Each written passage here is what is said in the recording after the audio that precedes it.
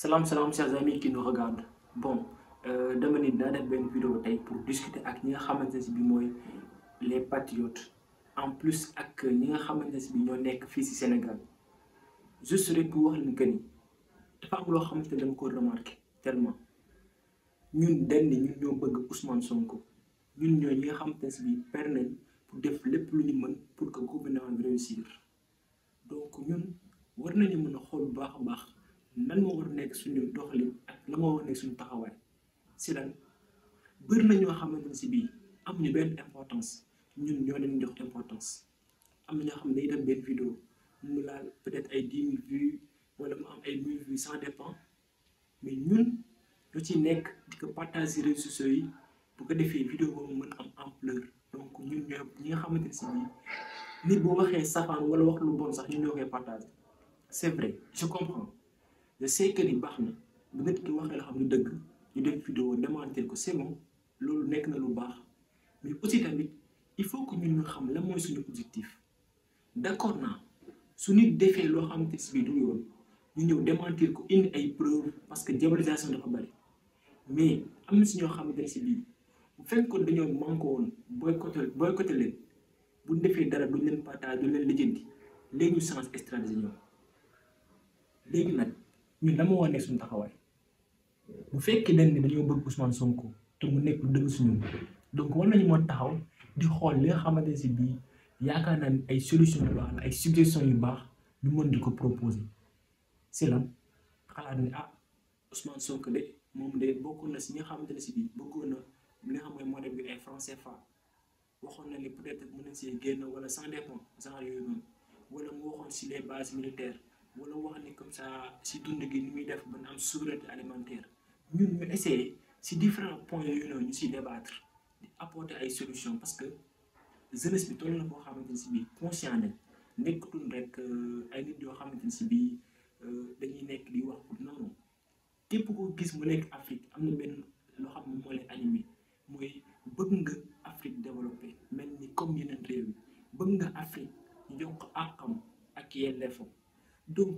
si yooyu lañu war a gën di débat même bu fekkee sax dañuy def vidéo tontu ñi nga xamante ne si bii ñooy attaqué Ousmane Sonko wala attaqué projet bi d'accord c'est bon mais aussi tamit ñun tamit nañuy def ay nga xamante ne par exemple su gouvernement bi def benn affaire ñu wane ko wane liggéey bi parce que ñun ñooy ñi nga xamante ne si bii bëgg nañ gouvernement réussir te ñun xaaral si ñoom dara amul lenn lu ñuy xaar si ñoom pour ñu jox ñu ko wala naan dañuy def parce que seen réussite ñëpp la tey jii nii ñaan ko yàlla suñu essayé que faral ñoom ak mu ñàkk a faral ñoom du baaxul ci réew mi parce que beneen nit mooy ñëwaat ñu damay ñëwaat pour defaraat réew mi c'est ça nañu fexe man am na yoo xam ne dama ko gëm naa bu baax a baax que ni Ousmane Sonko bien vrai que am na ñu naan ba mu nekkee opposant dafa nekk lu ne mu wax ko naa am nangam d'accord naa mais lépp loo xamante ne si biir wax na ko man am naa gëm-gëm que ni mu ngi ci bëgg na ko def te incha allah rabbi réussite mooy mu def loolu te nag. lenn mooy problème bi si ngeen président maa ngi gis naa les activistes yi commencé di assemblée je suis président yi d'accord parce que ñoom ñuy wax naan Sonko ba ñu wax ni kenn forcé ko pour mu wax ni fekkee Mali am nañ problème dinañ yóbbu ay troupes ñu attaqué ko d'accord mais il faut que des fois buñ di analyser rek gis li nga xamante ne moo nekk si kaw dañ ko analyser noonu il faut se poser la question à savoir pourquoi. lan moo tax loolu amagul lan moo tax les bases militaires quittéegul complètement fii lan moo tax peut-être Guy Marius Sagna am naa France dégage lan moo tax ba tey France dégage il faut se poser des questions ba pare jox confiance ki nga xamante si moom nga dénk poser des questions jox confiance ki nga xamante moom nga dénk bu fekkee am nga leen loolu lënt bul nit diw traître la non il faut se poser la question à savoir lan moo tax diw defagul lii ba tey ba pare. si nga ñun dañu am loo xamante ne si bii yàlla dañu ko jagleel Ousmane Sonko nekkul rek ko xam ne national la mais dafa nekk ko xam ne international la maa ngi gis ay vidéo yoo xam ne ay panafricain di wax si Ousmane Sonko nangam donc ngeen xam ni kon Ousmane Sonko combat nekkutul rek affaire ay APR Benno Bokk Yaakaar bi moom dafa nekk ko xamante ne si bii Afrique si boppam ñoo am yaakaar ci moom donc kooku dañ ko war a dooleel soutenir ko bu baax a baax fësal li nga xamante ne moom la ñuy liggéey te ñaan ko mu réussir. te ñun patriote ñu xool bu baax a baax ban stratégie la ñuy doxal nekkuma fi di joxe benn leçon morale ak kenn mais aussi tamit maa ngi bëgg ñi nga xam ne ñooy gouvernement bi ñuy communiquer bu baax a baax lépp loo xam te ne toll nañ ko ñu koy wax askan bi parce que boo seetloo Pape Alé Niang doon na naan il faut que ñuy def langage de vérité di wax ak askan bi wax leen li nga xam ne moo xew xam nañ bu baax a baax que ni bëri na ay manquement bëri na ay yàqu-yàqu yu am si dëkk bi donc il faut que gouvernement bi taxaw jàkkaarloo ak Sénégal yi wax leen li nga xam te moom mooy dëgg ni leen lii de nangam naa Ousmane Sonko wax nañ paas ni leen dinañ leen communiquer wax leen li nga xamante ne bii moom lañ fekk loolu la ñuy soxla solo exemple ñaa non li ay secret ay naan non non